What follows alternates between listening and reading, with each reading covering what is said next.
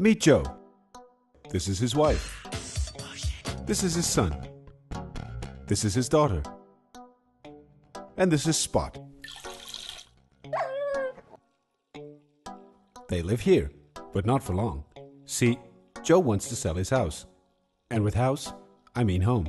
The place where he lived, where he bought his first car. The place where he started a family. The place where his children learned to walk, fall, run, and ride. Joe needs someone to help him find the right buyer for his house so that he can sell it for the best possible price. That's how he met Mr. X, Miss Y, and Mr. Z. He first met Mr. X, whose face is on flashy ads all over Joe's neighborhood, on the bus, the train, and even in the paper.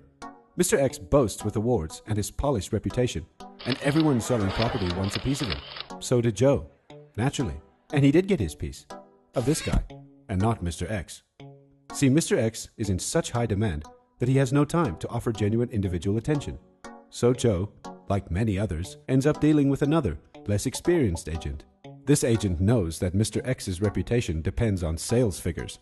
So he pressurizes Joe to sell at the first firm offer, an offer that Joe had to refuse. Next he meets agreeable Miss Y, a very agreeable lady indeed. She agrees to any price and terms as long as she can get exclusive marketing rights for at least 3 months. Sounds agreeable, right? Well, not exactly. Miss Y has some less than agreeable methods to close the deal. She creates fake offers to push down the asking price so that she can sell the house quicker and get her commission. She also takes real offers and disguises them as different and lower offers to push Joe into believing and accepting that the highest of these offers is as good as it gets. But for Joe, this offer is not good enough. Next he meets Mr. Z, who seems very trustworthy indeed. He asks for a lower commission than the other agents and even spoils Joe with gifts. Not bad, eh?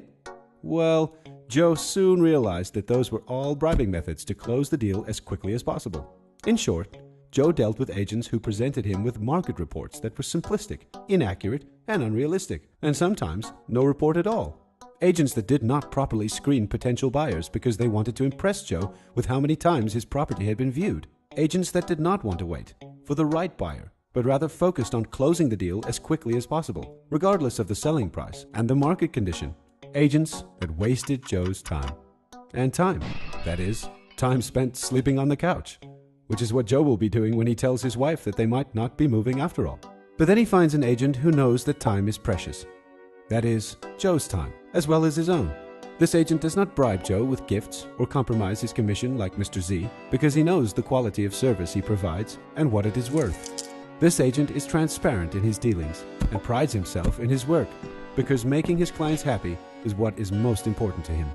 Not only did this agent show Joe thorough and accurate market reports that helped him settle on a realistic and achievable selling price, the agent also does a thorough screening of the potential buyers by asking them a series of questions to test their seriousness to buy. He also advises Joe to wait for the right buyer and the right price, which means that Joe will get more quality offers.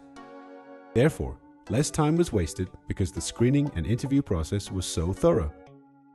As a result, Joe and his family had more time to build new memories in their new home. Thanks to Full House Singapore, your source for Singapore properties.